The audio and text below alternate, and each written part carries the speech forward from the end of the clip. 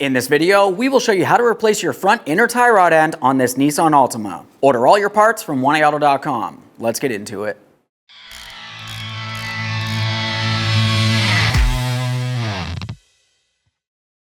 The first thing we need to do is safely raise and support the front of the vehicle so the wheel's off the ground with the suspension hanging. Once you've done that, we'll continue on to removing all 5 of our 21mm lug nuts and then the wheel. If you have a hubcap on here, you can tug this out of place. Just be careful for any pinch points.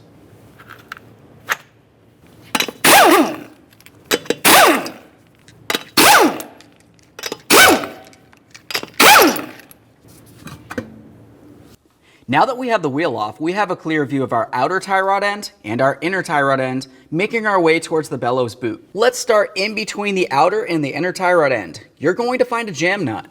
Use some long pliers and break this free. Now that we have a little bit of movement from that area, we'll continue on at the outer tie rod end nut. For this tie rod end, typically you will find that you have a locking cotter pin holding the nut in place. We'll remove that and replace it in the end. Use a 19mm to remove your mounting nut.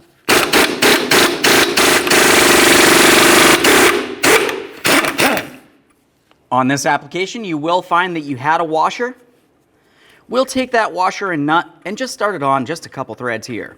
Once you've done so, it's time to separate the outer tie rod end from the steering knuckle. Commonly to do this, you can go ahead and give it a couple loving bonks with a hammer just to cause some vibration, being careful not to damage the outer tie rod end or boot.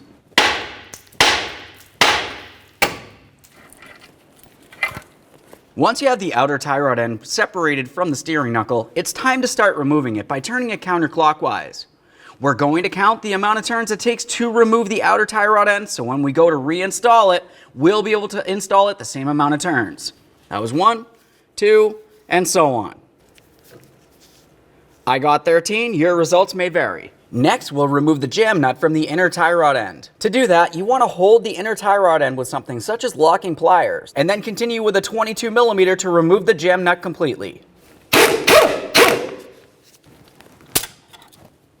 Now we can start removing the bellows boot from the inner tie rod end and from the power steering rack. It's attached to the inner tie rod end with the forward clamp or the outboard clamp. We'll use some long nose pliers, grab onto each of the 3 ears, squeeze them together, and remove that clamp. If you were to look deep down inside there, you'll see a small ridge that you can grab onto with a pry bar. We'll give it a loving tap to break this free. We want to be careful not to damage the boot or the power steering rack. Let's get that clip out of here. Take hold of that bellows boot, we'll give it a little twist and start pulling it out and away. Now that we have that separated, let's give this a quick check. Make sure it is still soft and pliable and it's not torn, worn, or damaged in any way. We'll clean this up and set it aside. Now we can start removing the inner tie rod end from the power steering rack. There's several tools you can use to remove an inner tie rod end. This is the one that we have. We'll go around this outer portion of the inner tie rod end and start turning this counterclockwise to remove it from the power steering rack.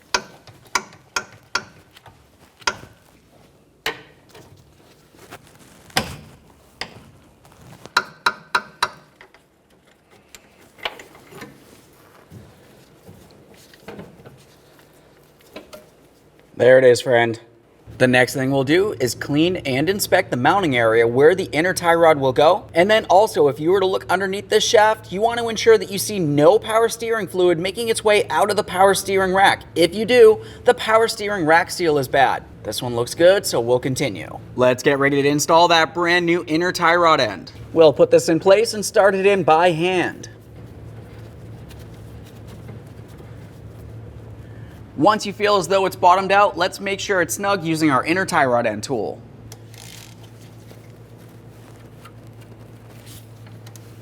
In your kit, you'll find it came with a small grease packet. Tear off a corner and use a glove finger so we can spread the grease inside the joint of the inner tie rod end. This will help lubricate it and prevent moisture from causing an issue in this area. Now we'll take some of that grease and we'll come right along this center area of the tie rod end. This is where that bellows boot will sit. This is going to help the alignment professional in the end. Let's get ready to install our bellows boot. We'll take a wire tie, loop it, and put it around the very end that will go over the power steering rack. Once we have this slid into position, we'll continue on with tightening the wire tie as needed.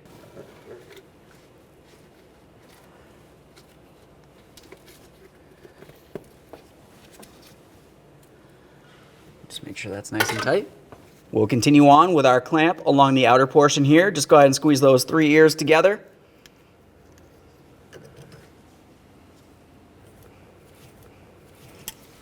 Let's continue on with our jam nut.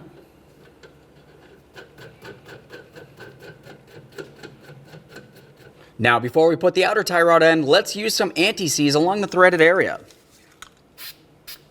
Now we can get ready to install our outer tie rod end. When we put this in position, we want to make sure we turn it in the same amount of turns it took to remove it. There's 1, 2, and so on. Let's align the outer tie rod end with the steering knuckle and we'll slide this down into place. Continue on with your washer and your mounting nut.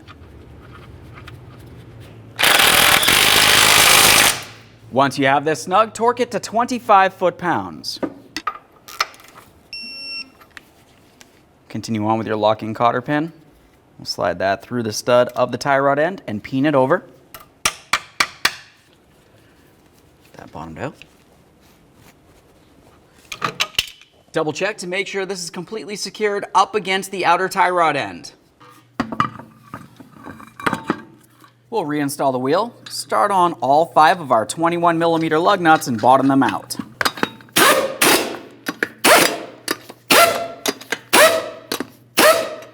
With the wheel safely back down on the ground, let's torque these in a crisscross manner.